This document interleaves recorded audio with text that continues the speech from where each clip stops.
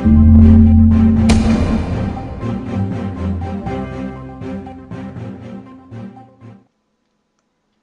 afternoon, everybody. Welcome to Head to Head. This week's episode is a continuation of our last show. We're talking about violence in America.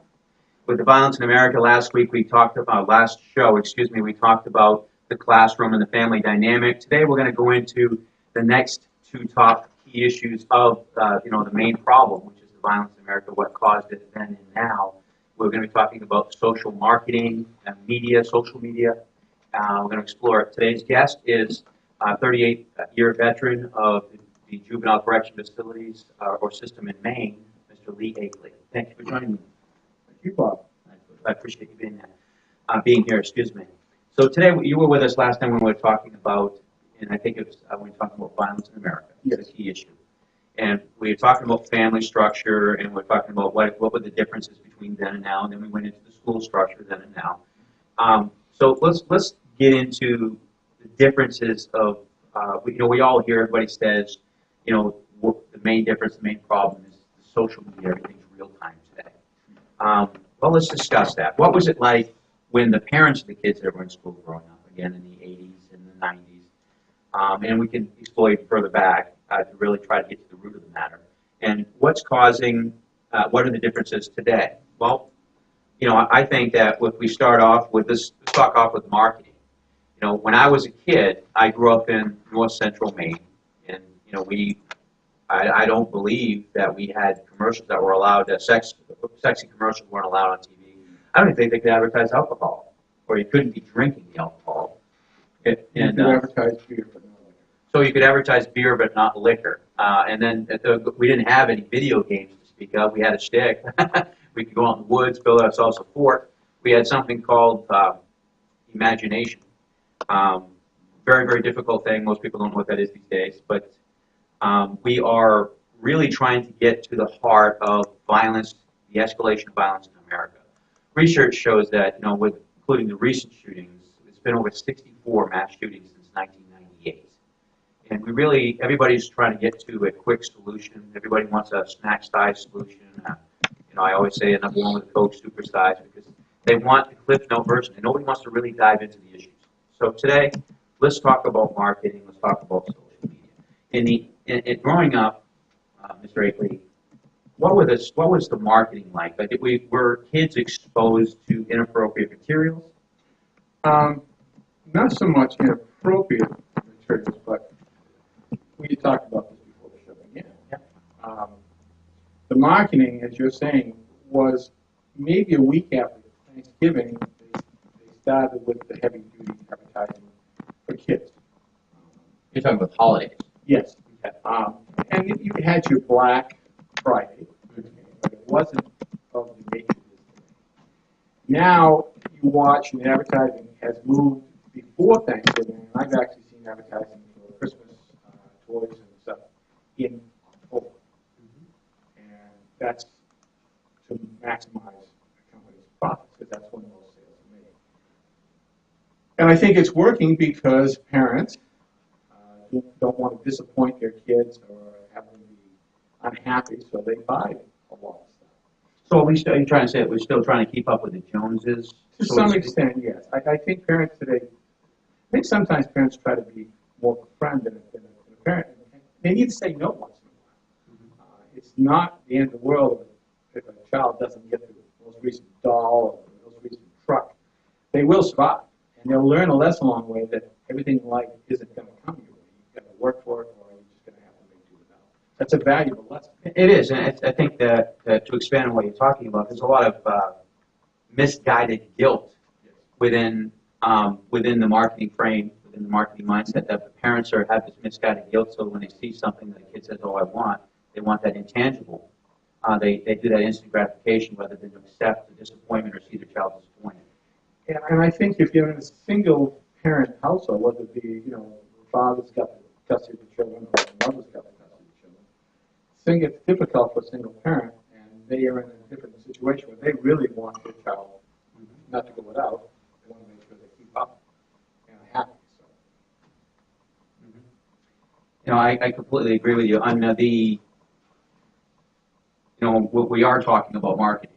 and we have been talking about marketing. I mean, so it's all socially dynamic. It's all relevant to the subject matter at hand. So I want to make sure that we continually feed that and say. So I know you're talking about the holidays, but I really want to dive into the total exposure. Today, when you drive down the street, a child is exposed to is almost bombarded with billboard signs, with the newspapers, with social media, with pop-ups, with you name it. They're exposed by probably thousands of times before they even get home from school. Visually and aesthetically. They're being bombarded with marketing. Was it like that when you were growing up? Not to the extent it was today. Okay. What's changed, in your opinion? Our culture, to some extent, we've become more free. Yeah. I hate to use the term, but more liberal in the way we deal with things. Expand on that for me. What do you mean? Well, I think we allow things to happen today that before would have been nipped in the bud. Like? Well, the old adage was, child should be seen but not heard, which is a horrible false adage. But today, Depends on what day it is, what we're going through. but today, kids are allowed to express themselves freely and to adults. There's a lack of respect there, and that's been encouraged, I think, by a lot of culture, the media, and because they're being told you can handle this. If an untrained mind is given, with the marketing that they're exposed to, with all you're being bombarded with this, and if it's, to bring it in what you were talking about, to tie it all in with the marketing. If a child goes home and is walking home, let's just say it's a mile, and they're exposed to 8 billboard signs, they're texting on their phone, they're being exposed to pop-ups, emails, as such, cyberbullying. By the time they get home, an untrained mind, a mindset, if you will, of a child they're still growing, they're still learning, maturing. They're not geared to intelligently or intellectually place all of these things in their own compartments or categories so that it can be rationally dealt with. So, but from the time that we were growing up, and you grew up, and through my generation, it's the same thing, these issues have just been compounded upon. In our day, we didn't allow the children to have that intellectual because we knew that they were growing, so we censored the information that they were getting in little tidbits so that we can have those building blocks of the intellect, so we can teach them in their own way on how to think properly. Today, they're making the assumption that a child has the intellectual capacity to process information in a rational way when they haven't been through that learning process. Well, I think we've also been pushing as a society to allow children at a younger age to have more adult responsibilities. For instance, Which is kind of jocularious. yes. Driver's license, for instance, used to be 18. Now you get a driver's license in some states at 15 years old. Really? Yes. I did not know. And I'm not sure that a 15-year-old has the conceptual ability to understand exactly what that 3,000-pound car can do. It's an interesting dynamic. So if we shift from marketing and what the kids are exposed to, now it's just add the element of social media. When we were growing up, social media was literal. It wasn't figurative in any way. When we were growing up, social media meant that I went to my neighbor and socialized. And we had to actually physically interact with people. Heaven forbid. We had people around the table and we engaged in conversation and made fun of each other and joked with each other. We were adolescents together. Nowadays, you have kids sitting around a table with a cell phone and they're literally having a conversation 2 feet from each other with a cell phone. Absolutely. And they learn how to interact with people, how to do it, how not to do it. Yes, right. What to say and what, so they learn. And if you don't learn those social skills at 14, 15, 16, I don't know when you learn them. Exactly. So we're robbing our children of today from the opportunity to grow and be a kid. We're taking away all of their rights by thinking we're giving them rights. We're taking the ability away from to be able to make the mistakes as a child and in a child setting, and growing and learning what's right and wrong, learning what to do, what not to do. I mean, do you agree with it? Yes. I mean, I have 4 children, and all of them are gainfully employed. 3 of them are college graduates. They drink some, but they're not excessive. They're social drinkers. They don't smoke, and they don't do drugs. And they've never been arrested. So I mean, our household was tight and disciplined. There's a tight checklist right there. Never been arrested, don't drink. I mean, I'm not saying all kids engage in that today. Yeah. But obviously drugs are a big part of it. Very heavy aspect of it. And we seem to have a more liberal idea about that today. And I think a lot of those are, and tell me if you, what your opinion is that when we're talking about the marketing that kids are being bombarded with, and then you integrate the social media, because that's in real time with the marketing, if not part of the marketing, that kids are nowadays, like you said, being put in an adult situation to make adult decisions. So you couple all that together, and then they're looking for escapes. That's where they, the easy access to prescription drugs, the easy access to all of these negative attributes, and, so, we have to ask, who's to blame? Ultimately, it comes down. That's a really key question. Who is to blame? Well, I mean, if It's you, Lee. And I would say you're absolutely Problem right. solved, America. It's Lee. He's the problem. You're absolutely right. In the sense that as a parent, you have a responsibility to make sure your children get the guidance to succeed in the world that's coming ahead. You know the world because you've been there, lived through it, and successfully navigated it. And you're trying to give them the skills to do the same thing. If you don't do that, you fail the children. That's right. So, I mean, if we dive into the question, who is to blame for the changes in social marketing and social media from the generation of the parents that have kids in school today, there is no one person to blame. I think we are all to blame. Me, you, everybody is partly because what we allow, we teach. So I think that if we allowed more liberal video games that reward people for killing cops and police and doing all these horrific things, and we think that, hey, it's okay, it's just a video game, and says it doesn't affect the child. Well, that's not true, because naturalistic observation studies have always proved if you go to a movie and it inspires you, what do you do outside the movie? If people see Evel Knievel jumping, what are they doing in their backyard? These things inspire kids to do because they're impressionable minds. What we really need to do is allow these kids to be kids, but we're putting them in situations where that's no longer feasible. So who is to blame? We all are to blame. So that means we all have to engage in this conversation that we're trying to have to affect the key variables to make changes, to try to reinvent going back to basics. When I say go back to basics, what does that mean? That means the family structure that you had in the 50s and 60s. It's shaky. Yes, it is. So how do we take that family structure with the parents in the household, the control that the parents, bring the control back to the parents, and try to reinvent that in such a way that it integrates into today's society? Is that an easy thing? It is not an easy thing to do. And I'm not saying that there's some magic wand that's going to make it happen. But what I am saying is that we need to open the dialogue to make that change so that we can start doing this today. So key thing is, where do we go from here? Well, if you ask me, I always have something to say about everything. You already know that, America. But where I think we go from here is, I think we need to meet with people that have the ability to make change, to affect change. Start on the local level. Everybody wants the government to change everything. That's like going to Daddy, saying, Daddy, solve all my problems. But really, if you want to affect change, you can affect change here. You start with your city council. You start affecting change. You put together your city officials. Start working on ordinances. Start working on change because they can do things in days. They can affect change here. And then we go to the county. And then we go to the state. And next thing you know, you have made positive change on millions of people. Now we take it to the government. We can't expect the government to be in a fatherly role. And we know our problems. But that is part of the problem. Yeah, so what are your thoughts? Do you agree, disagree, what? Until the family unit is changed,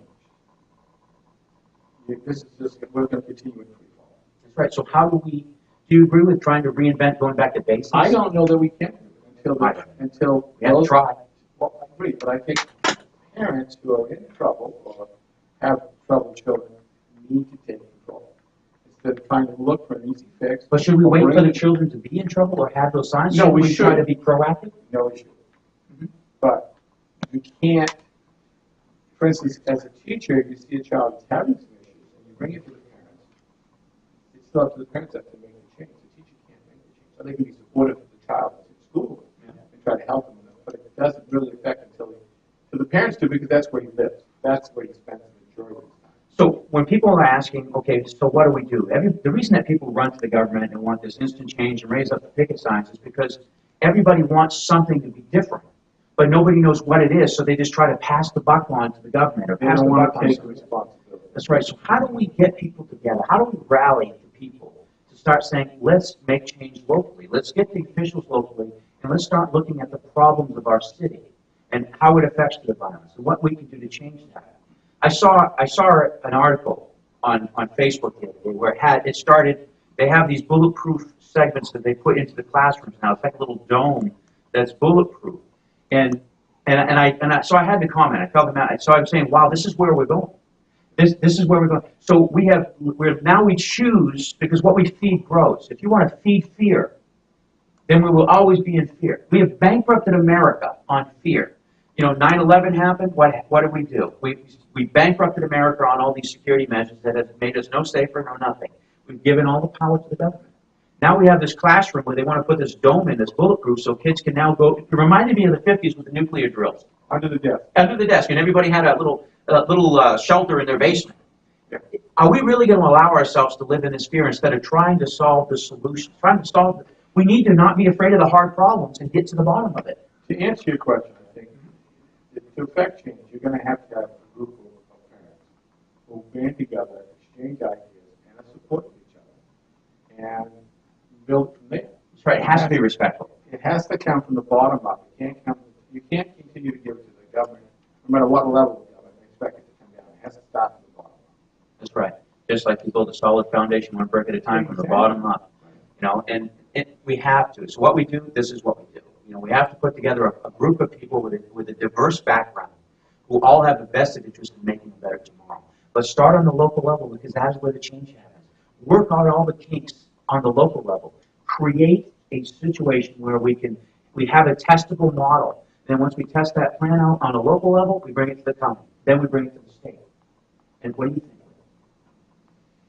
Well, we talked about a different issue here Yeah. this morning. You can use the same analogy. If you've got a problem with the children's behaviors and everything that's going on, if I'm on the first floor of a 10-floor building, okay, Very good analogy. Yes. and I look out the window, I see a picture. I can see the problem right in front of me. That's right. Now, if you're on the 10th floor, you're looking at the same thing on the 10th floor. You have a completely different view. Same problem. Same Same building. issue, but because of the perspective, it's different. I think that's why I say it has to start at the ground floor, because if I'm on that first floor, I see it right up front. That's right. You're on the 10th floor, you're seeing a much broader view, but you're not looking at the real crux. See, that's a beautiful analogy because we always you've heard me say it a million times. I don't believe in being on the same page because we all interpret that page in different ways. We have to be on the same perspective because if we're in the same building and I'm on the first floor and you're on the 5th floor, Look at the same view. we're in the same building on the same page perspectively, but we're not getting the same vision. And this is where we need to start. What we can affect change by being the change. It starts. And any final thoughts? It starts with you, whether you're a grandparent or a parent or even a neighbor. It starts with you to speak to kids when they're doing something wrong. And report it to the parents.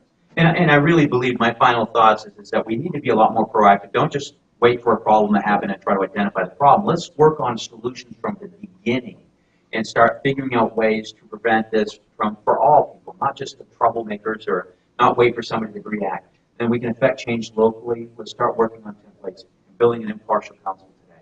Thank you so much for joining us on Head to Head today. I hope you guys have the greatest day ever. And please email me and any of your thoughts and comments. Have a great day.